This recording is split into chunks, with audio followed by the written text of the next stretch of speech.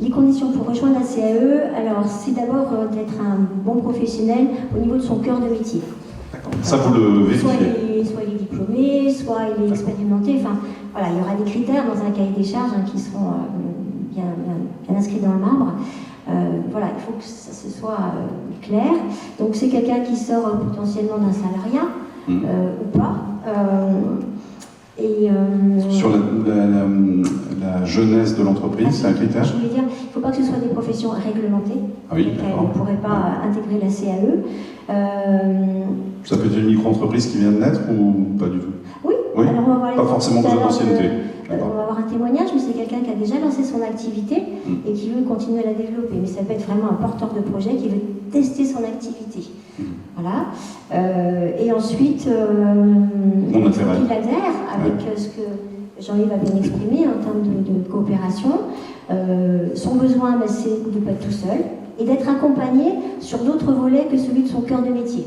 C'est-à-dire par exemple, il ne sait pas que l'administratif lui fait peur, le commercial, il ne sait pas comment s'y prendre, il ne sait pas comment se gère une entreprise, donc il a besoin d'être accompagné.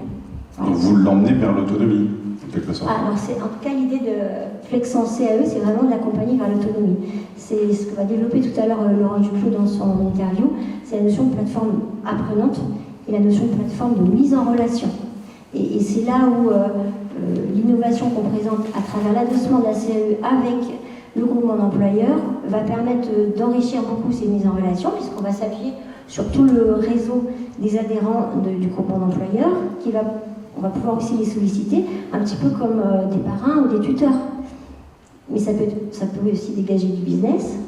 Et puis évidemment, l'intérêt qu'on imagine tout de suite, et que j'évoquais tout à l'heure dans la genèse de l'histoire, c'est qu'un porteur de projet qui devient coopérateur, entrepreneur salarié plus spécifiquement, on va pouvoir lui proposer aussi peut-être des compléments d'activité via le groupement d'employeurs en tant que salarié du groupement d'employeurs. Donc il y a plein de synergies possibles avec l'adossement avec le groupement d'employeurs.